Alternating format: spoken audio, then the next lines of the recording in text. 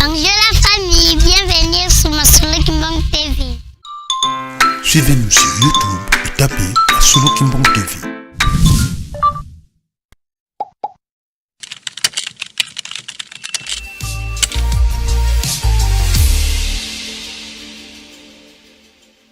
Onkombo ya tata mwana pe tata molimo centre. Ba tata na ba mama. Lelo tozali le 22 mars. Au deuxième jour ya fête. Na mibu ya 2026. Le 22 mars 2018. Ezali mbotama ya papa Diangenda Kuntima Joseph. Mais en 1910, Papa Simon Kimbangu Alakaka akobota malisusu na 1918. Le 17 février 1991 na Mbanzangungu, Papa Diangenda atunaka motuna.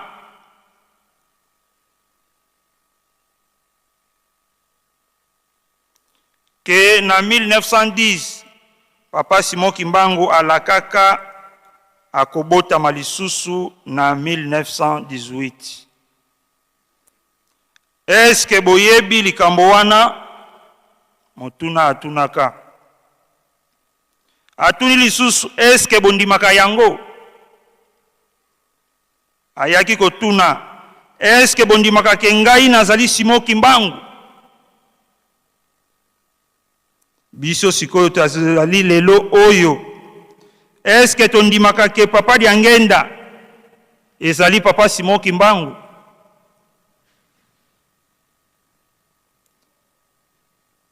Est-ce que ton dimaka papa Diangenda ye wana na boyei na ye ya misatu epai ya papa Simon Kimbangu kiangani?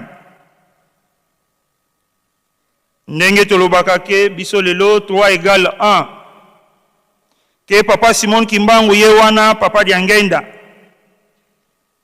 Que papa Simon Kimbangu kiangani ye wana papa Diangenda Kuntima.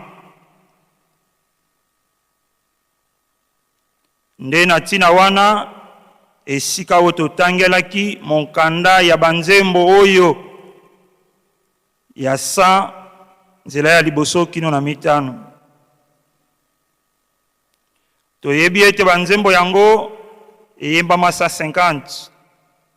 Sa yebani bato bayembaka 50 yebani bato bayembaka te. Banzembo ekabwanaki na babiteni mibale. Te shilling pe to float. Te shilling kokumisa nzambe to float mabondeli. Nzembo oyo biso toyembi lelo ezali nzembo pona kokumisa tata nzambe.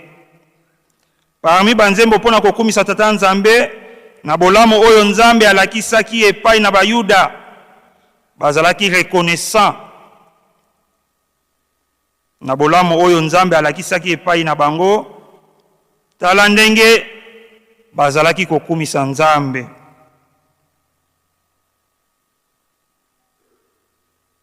Nzambe amimonisaki epai na bango na bonzoto. Na tina ya reconnaissance wana nzambe apesaki bango même obligation ke na mbula moko il faut bamataka na Yerusalemi mbala misatu na bafeti ya minene.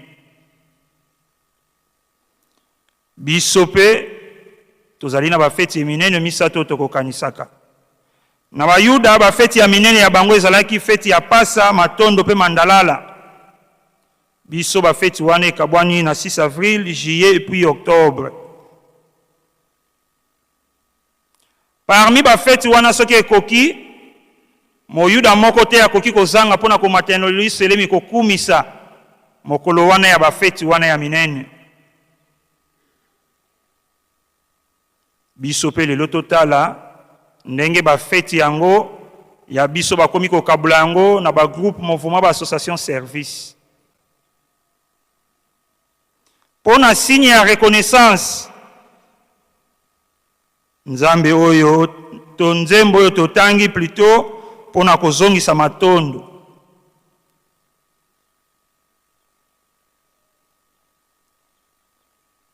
bayuda bazalaki kozongisa matondo epai ya tata nzambe na ntina ya reconnaissance.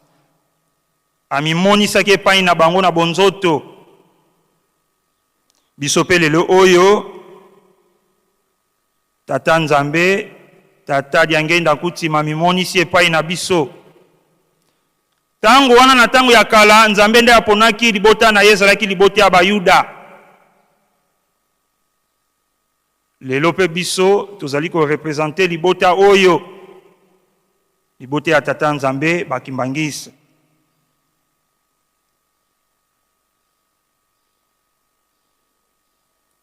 Nzambe amimonisaki epai na biso tango ekomaki le 5 à 6 avril na 21. Kolo Yesu alobaki ete kobanda lelo kamba ebongwani Yerusalemi ya sika.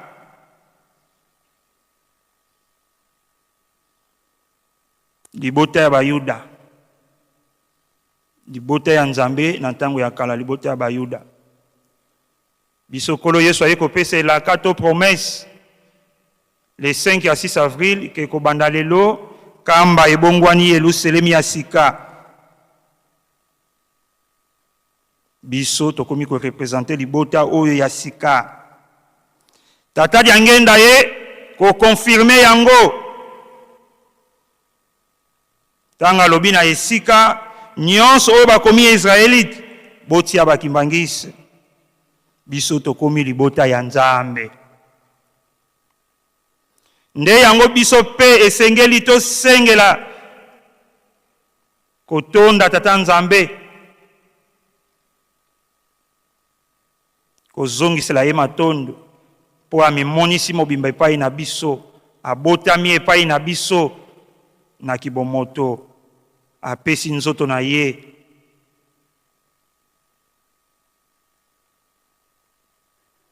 Lelo le 22 mars, deuxième jour, tozali kokanisa mbotama na ye. Tozali kozongisa matondo epai ya tata Simoni Kimbangu kiangani.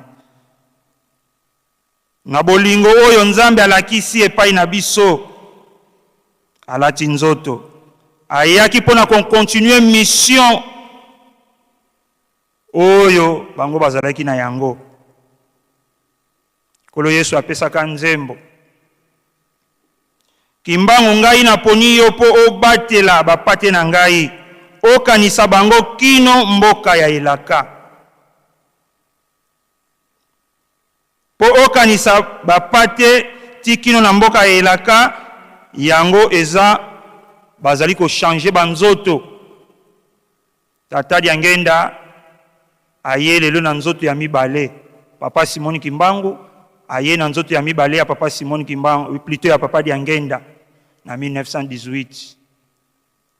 Na tina ya bolingo, na tina ya continuité ya mission bazalaki na yango. Papa Simoni Kimbangu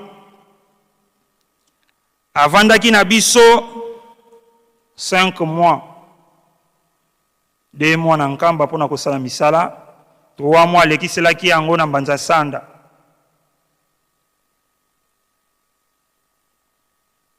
Akei na prison pendant 30 ans. Moto atikalaki na continuité po ete to sepela komisa biso lelo na ndenge to komi nde papa diangenda. Na yango nzembo biso toyembe ezali pona kokumisa tata nzambe ndenge amimonisi kati na biso na bonzoto. Tokomi libota na ye oyo aponaki lelo biso bakimbangisi. Nde tina ya nzembo oyo biso toyembi lelo. Toleki na Exode. Totangaki Exode chapitre 20 verset 1 à 17. Exode elakisi kobima. Soki bobima ezalaki bokoti nde ezalaki liboso. Tata nzambe apesaki elaka na Abraham ete libota na ye kokende na bowumbu na mokili ya bapaya 400 ans. Toyebi ete malamu koko na biso Abraham nde na likambo esengamaka na bakonsigne epesamaka po atosaka te. Yango esika oyo bowumbu na libota na ye ekotaka. bakendaki na bowumbu na mokili ya bapaya, biso pe tozalaki na bowumbu.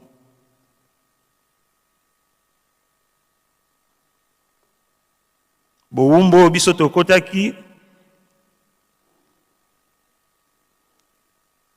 kobana na ntango oyo bakoko na biso bandimaki kozwa baptême ya bapaya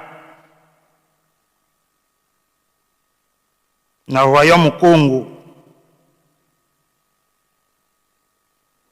Tango bandimaki kobungisa likambo biso tobanaki kosambela ya tata molimo mosantu kombo ya Simon Kimbangu oyo ezalaki molimo mosantu. Tango roi Zingakuvu andimaki kozwa baptême na mangomba ya bapaya, esika biso toyaki kokota na bowumbu. Bakoko na biso bayiko ndima kozwa baptême na bamangomba ya bapaya, esika biso toyaki kobungisa doctrine na biso. Kobanda na 1491, le 3 mai, nde esika oyo biso totikaki nzambe na biso azalaki molimo tango bakoko na biso bayaki kondima kozwa baptême na mangomba ya bapaya. Objectif na bango bayaki nango babungisa bokoko na biso, babungisa bonzambe na biso tozalaki na yango. Esika wana nde topedraki bokoko na biso. Soki tozwi kobanda na 1491 ti na 1921 ezopesa biso 430 ans. Nde esika oyo tata Simon Kimbangu ayaki kobimisa biso lisusu na boloko, tobimaki na bowumbu na 21. Lelo bazoko tangela biso mibeko zomi. Ba Israeli soki bandaki kotangela bango to bapesaki bango 10 commandements na Mont Sinaï po babungisaki identité na bango kuna na Egypte. Ndenge biso pe lelo tozali kotanga 10 commandements to mibeko zomi po tobungisaki identité pe bukoko na biso. Pendant 430 ans oyo nyonso topesaka mokongo na nzambe oyo ya biso. Nzoka na mibeko nde ezali kozongisa biso na identité na biso ya 21. Tozwi nzela ya kolongwa na bowumbu. Moto aye kovandisa mibeko ezalaki papa dia ngenda. Na 77 pardon, alobi na biso tobandaka kotanga mobeko kasi moko. Nde le 25 décembre 1985 aye kopesa biso ordre totangaka 10 commandements mais tobetaka 7 na mobeko moko. Biso pe lelo parmi 10 commandements totangi tokobeta 7 na verset 3 na premier commandement.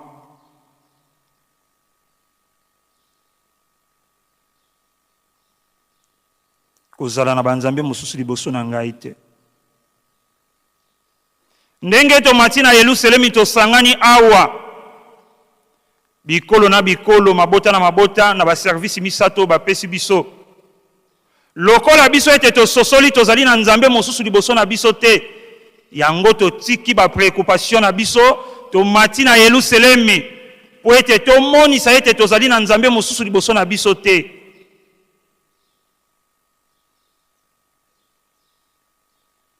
Moto akozalaka na nzambe mosusu liboso na yete akozalaka na duti te po yenda azali kotala liboso pe sima na ngai mosusu azali te, nde ye wana o ngai na ndimeli, ye wana o ngai na poni, nzambe na ngai akobetela ye tolo. Nde sete na esika biso tobeteli kozala na banzambe mosusu liboso na ngai te. Na 12 precepto na mibeko zomi na mibale totangaki makambo nyonso ezali kuna na kati, nde ezali kolakisa biso bokoko na kati ya lingomba na biso. parmi mibeko nyonso bapesi biso ba précepte, ba interdiction, ba obligation, nde ezali kolakisa biso force ya bokoko ya lingomba na biso.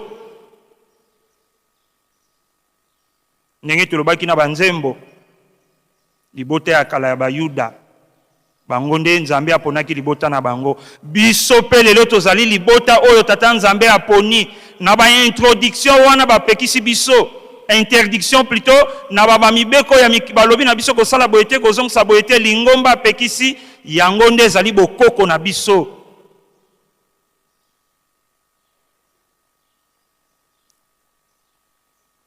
Nini emona na katango bazali kopekisa biso na ba mibeko wana baduti koyima abino pe aoyebi kutu aye kutu, nzoka nde ezali bokoko na biso. Kimbangisa lataka pantalo te, kimbangisa lataka meshi te, kimbangisa tiaka verni te. Ba interdiction wana nyonso ezali ko contribuer parmi le 12 préceptes ya lingomba. Tango yo komi kotelemela yango directement, okomi kotelemela papa Simon Kimbangu kianga ni molimo mosantu po yende muti apesi mibeko wana.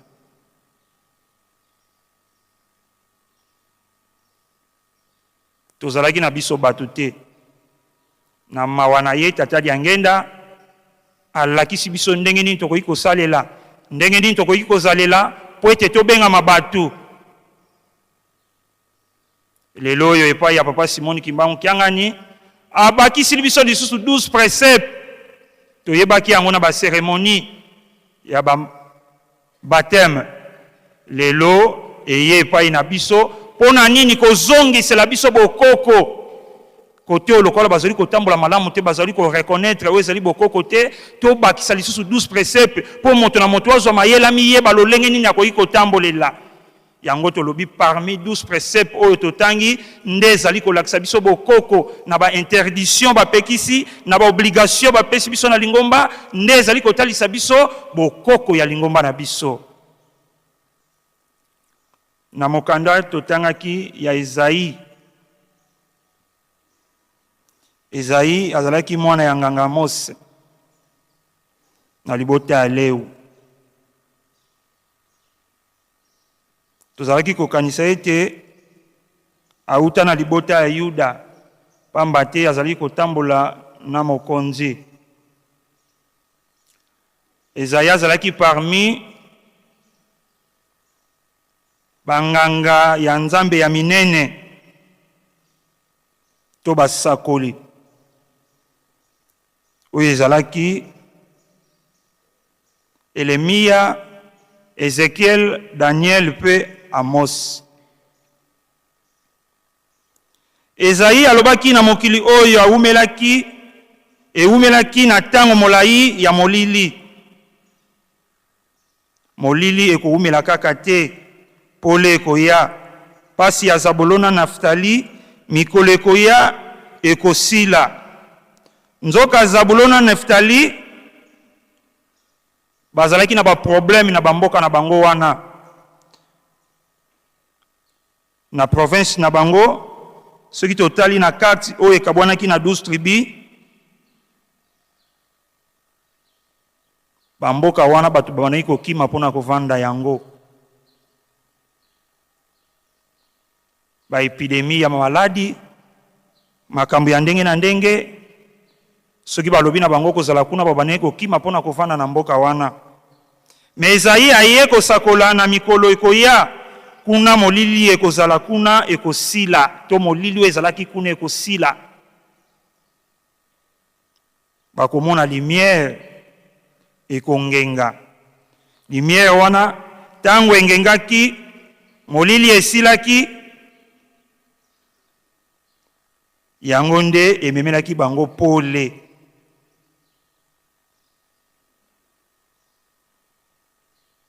Nde sika oyo topesi li référence ya Matthieu chapitre 4 verset 12 à 16.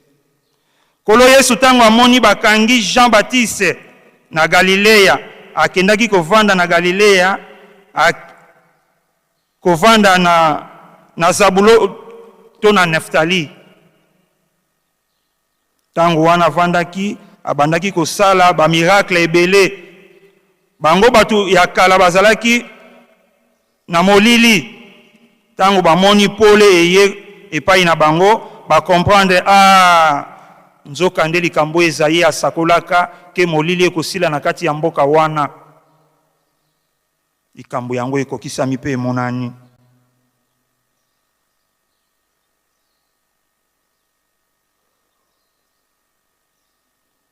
Makambo wana emonanaki kuna na Galilée. Parmi les 12 apôtres, 11 bazalaki batu ya Galilée, ya province wana, à part Yuda kaka zalaki moto ya province ya Yuda. Nde na boye ya kolo Yesu amemelaki bango pole. Tango aye kovanda na kati ya province wana. Lelo ezali lisusu na Naftali te ekomi sikoyo na Afrique. Papa Simon Kimbangu tango aye na boye na ye ya liboso asalaki mosala na ye ndenge tolobaki pendant 5 mois, 2 mois avant na Yerusalem, 3 mois akei kolekisela ngo na mbanza sanda. 30 ans nyonso ezalaki na kati ya prison.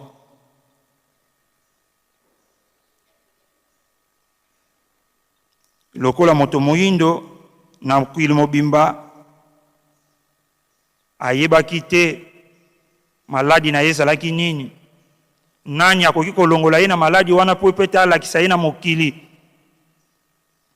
Tata dia ngenda ayaki kotambola na bakontina nyonso mpona koyeba pasi ya moto moyindo,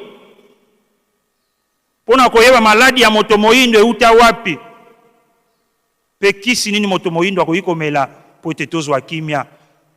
Tango atamboli bisika nyonso yaki kotambola aye kokomprendre ke moto moyindo azali moto ya suka.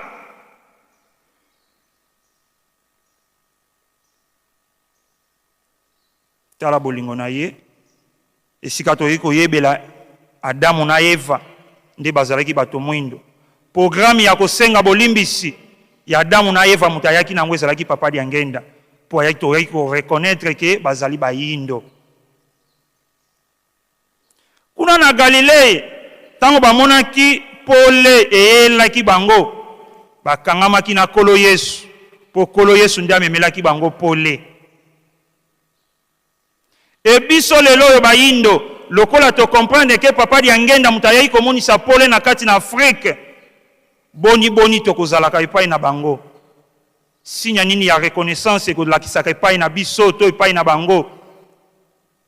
Papa dia ngenda abotami awa na Yerusalem esika ezali carte d'Afrique. Nzoto ya papa dia ngenda ezali awa. Esengeli na biso nde pe tokangama na bango po ete bango baye kolakisa biso pole.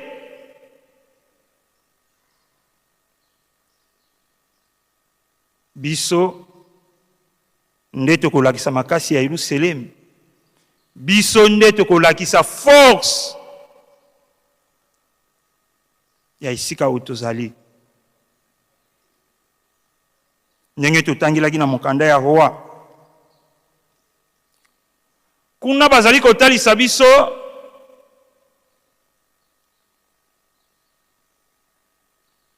mokonzi ya mboka ya Saba. Tango ayokaki sango ya Salomo misala na ye azali kosala epanzanaki na mokili mobimba. Ayokaki na mosika.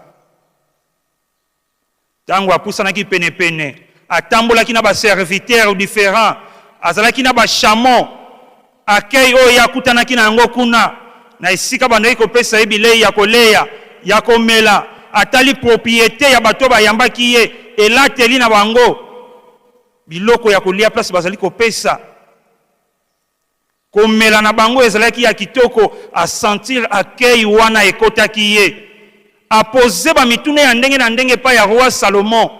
Kasi roi Salomon lokola atondisamaki na mayele pe abanaki kopesa ye ba réponse na ye parmi ba question abanaki kotuna ye. Na kati ya ba service wana, ba service oyo biso pe tozana ngo lelo emonenaki bato bazalaki na ba chameau, ezalaki na transport. Bato balataki kitoko bazali kotambola pe bazoko pesa kolia komela. Ezalaki ba protocole. Pe sécurité oyo ezalaki pene na ye oyo ya bandaki komona na makambo ya kitoko ya kamwa kikolate ya kitoko. Lelo biso pe tozana ba sécurité na kati ya Lingomba. Soki totali na mokanda ya misala batoma na Actes chapitre 6 verset 1 à 7. Kuna bazali koyebisa biso Lingomba epanzanaki na tina bilei na biloko ya kolia Lingomba ye kopanzana. Nde batoma bayaki kopona bato sambo bazalaki na comportement to na ezaleli ya malamu oyo bakoki kosala mosala wana po ete kimia ekota na Yerusalemi to na Lingomba. Yango lelo yo pe biso toye na biso bato zali kotambusa ba mouvement to ba service to zali na ba niveau ya généraux.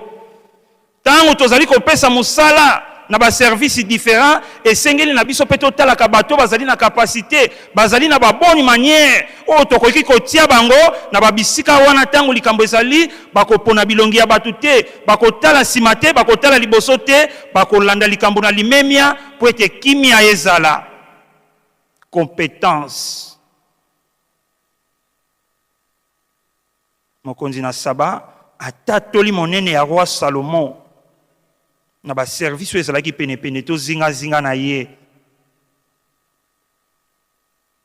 Bisope tomati ba service yango oyo ezalaki na kala lelo pe ezali na biso.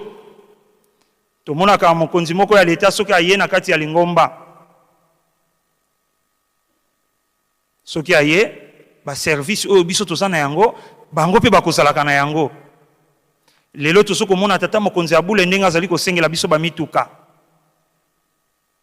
Pona nini? Azali kotala bato ya ndenge na ndenge oyo azali koyamba. Tango ayambi moto moko ya kiti na avion kuna na aéroport ekosenga mutuka moko ya kitoko ya delixie ezala po pe pesa ye lokumu. Bato wana bazalaki na chameau bakokende kozwa moto ya ndenge wana po ete bakomisa ye na Yerusalemi. Maloba ya tata ya ngenda ete bisika nyonso bapaya bakoyokela sango ya Yerusalemi tangu bakoluka baya ata bakiteli kuna na RDC na Kinshasa suka baluka bapusa na awa na Yerusalemi po ete bamona bakomprendre maye oyo bayokaka na musika.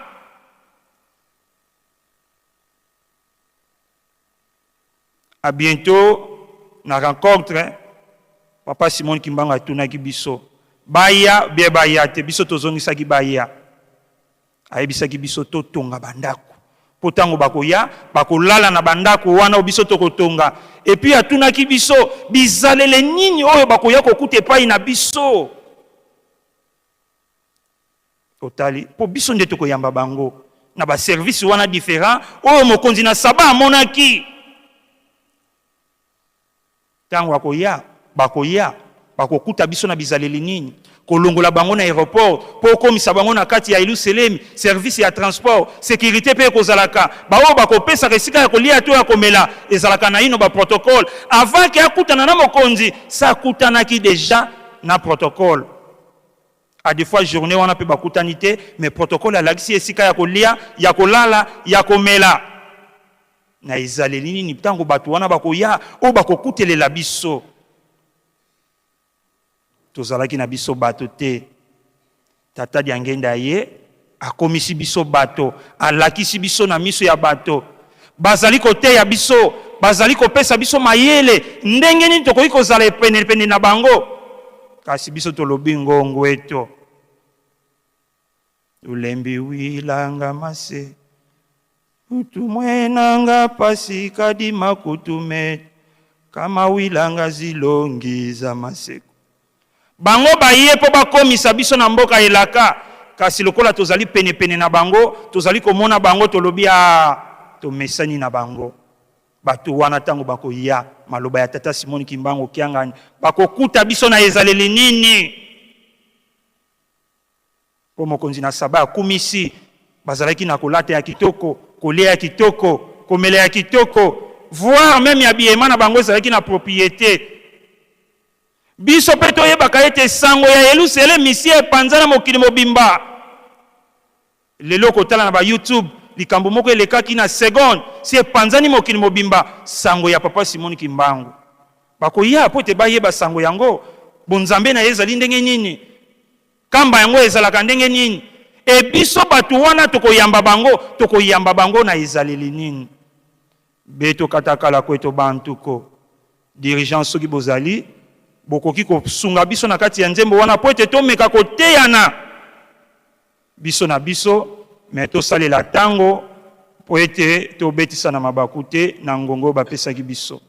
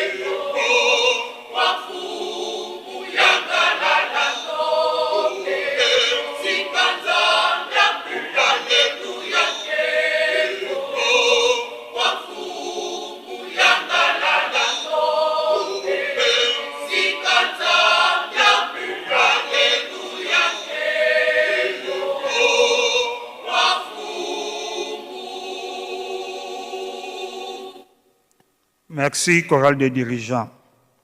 Tozalaki na biso batote, tata molimo mosantu, na elaka na ye ya mibale akoya na 1918 akomisi biso bato. De 1941 à 1921, 430 ya pasi, bango baye, balongoli biso. Mokonzi kuna ya Saba, alobi bokozala bato oyo bokosepela lokolo bozali pene pene ya tata Nzambe. bokozala bato bako profiter lokola bozali pene ya mokonzi ya roi Salomon.